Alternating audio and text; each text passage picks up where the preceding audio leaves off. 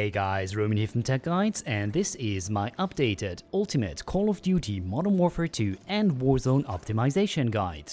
In this video, I'm going to show you the best settings in Warzone 2 and Modern Warfare 2 for the highest possible performance and best visibility. For this, I painstakingly benchmarked every single setting in the game, both on my primary system shown in blue on the left hand side, as well as on my secondary system shown on the right hand side in orange. Moreover, I show how every setting affects visual clarity in-game, such that you can decide yourself on the trade-off between higher visual fidelity versus higher performance. Besides the best in-game settings, I'm also going to talk about a few window settings that you want to change, as well as a few tweaks to the configuration file that actually make a measurable impact on in-game performance. Starting off in the display tab, we have display mode. Now on screen you can see the performance for both my primary system in blue as well as my secondary system in orange for both the full screen exclusive and the full screen borderless option. The dark blue and dark orange bars show the average FPS, whereas the light blue and light orange bars show the 1% lows. Performance-wise, there is absolutely no difference between full screen borderless and full screen exclusive. However, you should note that if you're playing the game in full screen borderless, you are adding 20 to maybe 50% input lag, so I would highly recommend anyone to stick to full screen exclusive. Under display adapter, make sure you are using your actual GPU instead of your integrated GPU. Refresh rate I have on auto, which matches my monitor's refresh rate, as is the case for display resolution. Now, if you need more performance, then I would highly recommend you to not use dynamic resolution and instead use one of the upscaler options in the quality tab. Leave the aspect ratio on automatic and disable VSync for both the gameplay and menus. The custom frame rate limiter has been shown by multiple sources to not work properly in Warzone 2, and therefore I would recommend to leave this disabled. Eco mode actually does not affect in-game performance, only the menus. And finally, for brightness, I use a value of 55. If you have an HDR monitor, obviously enable this here, and for anybody else, just leave it on automatic. Moving on to the quality tab, I recommend to use a render resolution of 100, because if you really struggle for performance, again, I would highly recommend you to use the upscaling filters instead of simply selecting a lower render resolution here. Note that I already produced a full video covering each and every one of these upscaling and sharpening filters in detail, which if you're interested you should definitely check out using the card in the top right hand corner. I personally still prefer to use Fidelity FX COS at a COS strength of 40%. However, if you need more performance, then using AMD FSR 2.1 at the quality preset is what I would recommend. The performance impact of the different anti-aliasing options for SMA 2x are shown on the right hand side. Increasing the anti-aliasing quality to normal does not affect performance whatsoever, whereas high and ultra quality both have a performance penalty of 2% respectively. When looking at a visual comparison, we can see that the low option is definitely extremely jaggy. One might actually say that there is no anti-aliasing going on in this option whatsoever, and the situation gets slightly better when moving up to normal. Comparatively, I don't really see any difference between the high and ultra preset, so if you want to use SMA 2x, then you might as well stick to the high preset. However, if you don't need every last ounce of performance out of your system, then I would generally recommend against using SMA 2x and use Filmic SMA 2x instead, because this is the only way to get rid of these annoying grainy shadows when light hits a wall at a very steep angle. Performance-wise, both the low and normal Filmic SMA preset have a 1 to 2% FPS penalty, whereas high and ultra both reduce performance by 4 to 5%. Visually, once again, the very low preset looks like there really is no anti-aliasing going on. Moving on to normal looks already much better, and high and ultra are basically indistinguishable. While the high preset definitely looks much smoother than normal, I would still recommend to use normal due to the less pronounced performance impact.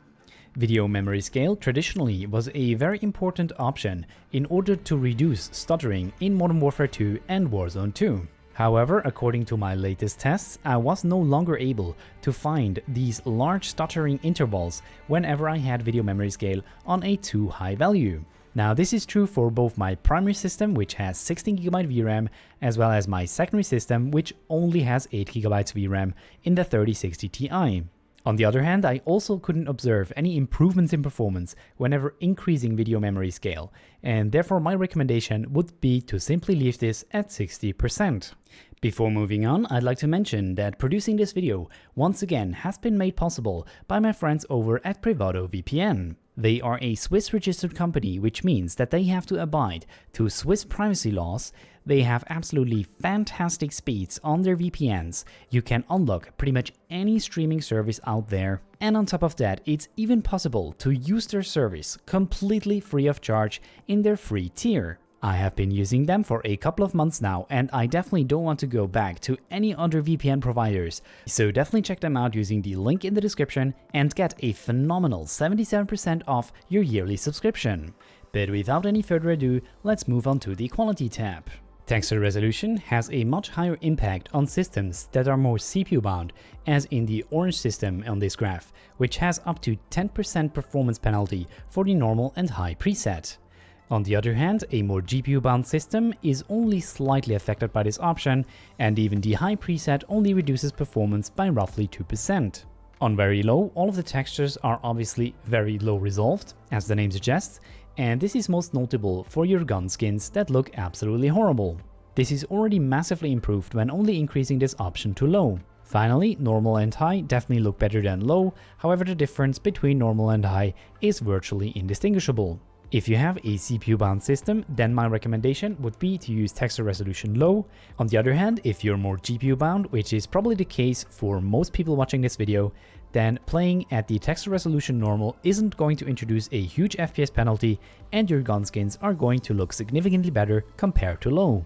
Texture anisotropic filtering has virtually no effect on in-game performance, and if we look at this comparison, we can see that increasing this option makes textures that are viewed at an angle look much sharper. As this essentially does not impact performance, my recommendation would be to set this to high.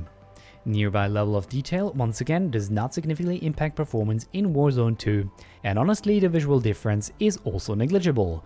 Basically, the flower pot is a bit more round on the right hand side and the soul sack has less artifacts. On the other hand, distant level of detail does have a measurable impact on performance, and when looking at a side-by-side comparison, we can see that the differences are once again negligible. Essentially, the ivy is a little bit higher resolved, rocks have more textures, and this light fixture in the hallway is slightly better resolved on the right hand side. So once again, my recommendation is to leave this on low. For clutter draw distance, there are two options, short and long. However, there is also an option to further reduce this through a configuration tweak. And as you can see from the performance numbers, this option doesn't significantly affect performance, but reducing it even further through a config gives you an ever so slight FPS boost of 1 to 2 FPS. Definitely not the huge boost in performance as many YouTubers claim, but still better than nothing. I'll talk about how to modify this option later in the video. For particle quality and particle quality level, I have actually combined the performance metrics into one graph, and quite surprisingly, increasing the particle quality level to anything beyond very low significantly reduces performance in Modern Warfare 2 and Warzone 2. In fact, I'm seeing an extremely large drop in performance, especially of the 1% lows, when setting particle quality high, as well as particle quality level from low to high. Visually, we can see that this essentially affects the resolution of small particles. Essentially, they have a higher resolution on particle quality high. However, honestly, this is definitely not worth the hefty performance drop, and therefore I would highly recommend to always have particle quality low and particle quality level on very low. Bullet impacts, unsurprisingly, does not affect performance, and if you want to have the impact bullet holes on different surfaces or not is totally up to your personal preference. Persistent damage layers once again has no apparent effect on performance in-game, and honestly, because I also struggle to actually find a good side-by-side difference on how this option affects the visual quality of the game, I would recommend to just leave it disabled. Shader quality, on the other hand, has a quite significant impact on in-game performance, and we can see that increasing this option from low to medium or high comes with about a 5 to 10% performance penalty. As I already mentioned in my last video, you no longer need to increase this option from low to medium in order to have good quality golden camos. What this option mainly affects is the shadow quality, so kind of how spread out shadows are that are further away from objects. It looks a bit more realistic with medium and high, and it also affects how metallic surfaces appear in-game. Frankly, I don't think that either of these visual upgrades is worth the hefty FPS penalty, and therefore I recommend to leave it on low. Tesselation neither impacts in-game performance nor the visual quality of the game. On-demand texture streaming I would recommend to leave disabled in order to avoid the game to dynamically load in textures while you're playing the game. This option obviously also doesn't affect performance. Similarly, streaming quality has no apparent effect on performance in my tests, and on the other hand, I also showed in my previous video that setting streaming quality to low in fact improves visibility at a large distance. Volumetric quality significantly reduces in-game performance on both of the systems that I tested this on, and when looking at a side-by-side comparison, we can see that sun rays that hit particles are higher resolved on the higher options. However, in my opinion, this upgrade in visual fidelity is definitely nowhere near worth the hefty FPS penalty that this option comes with. Deferred physics quality apparently sets the physics quality of water, and honestly I have not been able to tell any difference whether or not I set deferred physics quality to off, low or high.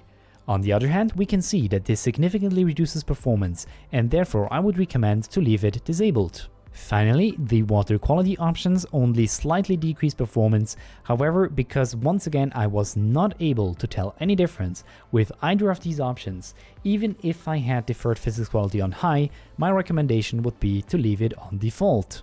Increasing shadow map resolution doesn't significantly reduce performance in-game except for the extra quality, which has about a 6% FPS penalty, and when looking at a visual comparison, we can see that the very low option gives extremely grainy shadows. Low and normal look essentially identical and significantly improve the fidelity of the shadows from very low. The high preset once again produces much sharper and more defined shadows, and finally the extra preset adds additional shadows, such for instance here on the palm tree's trunk. In my opinion, there's not much point to go below normal, so that's what I would recommend you to use. Screen space shadows do not significantly impact performance in-game, however the shadows that they produce on your operator and on your weapon actually look completely horrible, and therefore I would recommend to leave this disabled. Spot shadow quality, as the name suggests, affects the shadow quality of spotlights, and the performance impact is essentially negligible. However, the shadows in-game look significantly better when increasing this option from low to medium. Further increasing this option to high can look good on some surfaces, however on other places this can introduce these huge, ugly, grainy looking walls of shadow, such that I would recommend to leave this set to medium. Setting spot cache to a higher preset historically has been shown to increase responsiveness of the game by increasing the 1% lows. This is no longer as pronounced as it was before the Season 5 Reloaded update, but my recommendation would still be to leave this set to the high preset. Particle lightning only has an insignificant impact on performance, and I also wasn't able to tell any difference in terms of the visual clarity of the game. Therefore my recommendation would be to set this to low. Ambient occlusion is set to actually add these soft shadows behind or underneath objects, and this significantly impacts performance as shown on screen right now. However, when retesting this, I simply wasn't able to find any comparison shot where this option actually affected the visual quality of the game, and therefore my clear recommendation is to leave this disabled. Screen space reflections only slightly reduce performance, however I wasn't able to find any comparison shots to show how this actually affects reflections in-game. Similarly, static reflection quality has no apparent impact on in-game performance nor the visual quality. Also, weather grid volumes only has a minor impact on performance, and I once again wasn't able to find any comparison shot to tell you how this actually works in-game.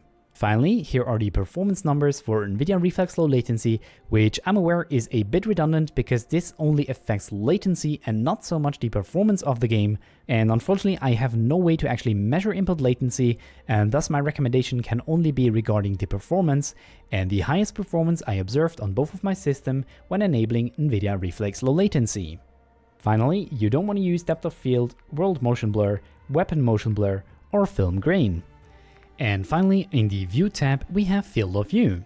Now, the performance that you can see on this graph here are actually measured in a match of plunder, and therefore they're not exactly perfectly reproducible, but we can see that on my GPU-bounded system, the average FPS is essentially identical, however the 1% lows peak at around a Field of View of 100. On the other hand, the CPU-bounded system sees roughly identical performance up to a field of view of 90, after which the performance slightly decreases. However, these differences are likely down to sampling error, and therefore you shouldn't really try to improve your performance by selecting a lower or higher FOV. Just use whatever feels most natural for you to play at. In my case, I prefer to play at a field of view of 110. ADS field of view you want to have unaffected in order to avoid actually zooming into a standard field of view of 80. Weapon field of view you likely want to have on wide in order to reduce visual recoil. I'd recommend having third person field of view on 70 and vehicle field of view on wide. Finally, absolutely make sure to have the first person camera movement set to least. Now let's talk about a few of these configuration changes that I have already alluded to previously in this video. You can change the configuration by going to Documents, Call of Duty, Players, and opening the optionsfree.cod22.cst file. The first option that you want to modify is the Clutter max distance, which by setting the in-game value to short is set to 2500, whatever units this is. Now you can reduce this to 100 as the comment says here, and as mentioned before, this will gain you roughly 1 FPS performance. The second option that you definitely want to change is SunShadowCascades. Now on screen you can see a comparison of how this option actually affects in-game shadows, and as you can see, this actually makes the shadows look very low res, even on shadow map resolution normal. However, out of all of the different tweaks and modifications that you can do, this option probably gives you the highest boost in performance at 2 to 4%. So to change this, simply copy the text saying low 1 cascade, and you just gained a nice boost in performance. Finally, the RenderWorkerCount is another one of those important options that you definitely want to make sure to change according to your CPU. The way to figure out which is the correct value for you is to actually look up the specifications of your processor and to look for the number of actual cores that your CPU has. In case of the Alder Lake architecture, you want to look for the number of performance cores, and if you have one of the older architectures, like a 9th or 10th generation CPU, then you simply want to look at the number of total cores. Simply put this number in here and enjoy lag-free gameplay. Now that's not just something that I'm telling you, you can actually see the performance of the different options on screen right now. The blue CPU that I have is the 3900K, which actually should choose a number of 8 in the RenderWorkerCount, which results in the highest performance. On the other hand, my secondary system with the 7700K only has 4 cores, which therefore makes this the highest performing option in this test. As you can see, if you don't set this up properly, you can actually lose up to 10% performance in Warzone 2, so definitely make sure to have this set up properly. Onto a few more Windows settings. If we press on Start and type in Graphics Settings, we can find the Hardware Accelerated GPU Scheduling option. As you can see from my performance numbers, I would actually recommend to leave this disabled for Warzone 2. Next, you can also look for Game Mode, which will bring up the game mode settings. And as you can see from my performance benchmark, enabling the game mode ever so slightly improves performance in Warzone 2. Finally, here's another super important tip, and that is to actually check that your memory is running at its rated speed. So to do this, open up the Task Manager, go to Performance, go to Memory, and check what the speed says. So if this says 2133, then you know that your memory is actually not running at the rated speed that it should be running, or you just cheaped out on memory, that is. And if that's the case, then you should reboot your system, go into the BIOS and enable XMP. I have a dedicated short that deals with this topic linked in the card right now. Note that you could lose up to 10% performance if you don't have XMP enabled on your system. So in concluding, here are my recommended best settings for Warzone 2 and Modern Warfare 2. Display mode, full screen exclusive, all of these on their defaults, render resolution 100%, upscaling FX COS at 40%, or FSR 2.1 at quality, filmic SMA 2x at normal, 60% video memory scale, normal texture resolution unless you are severely CPU bound, in which case you want to select low, high anisotropic filtering, low LOD near and far, using the clutter distance as defined by the config file, particle quality low and the level on very low, bullet impacts I like to have enabled, shadow quality on low, tessellation off, on-demand texture streaming off, streaming quality, volumetric quality, deferred physics quality, and water quality on their lowest values, shadow map resolution normal, screen space shadow off, spot shadow quality medium, spot cache on high, and particle lighting, ambient occlusion, screen space reflections, static reflection quality, and weather grip volumes all on their lowest values. Finally, I found that Nvidia Reflex low latency gave me the highest performance on all my systems, but as I mentioned, I cannot measure input latency, and finally field of view of 110. Here's a few comparison shots how the game looks if you're running it at the lowest possible settings on the left and using my recommended settings on the right. So while only reducing performance by 1–2%, these settings make the game look absolutely phenomenal. Now, if you want to know what the best upscaling or sharpening filters are, then check out this video where I'm going through each and every filter, showing side-by-side comparisons and also how they each affect performance in-game. But with that, thank you guys so much for watching, have a wonderful day, and I'll see you guys in the next video.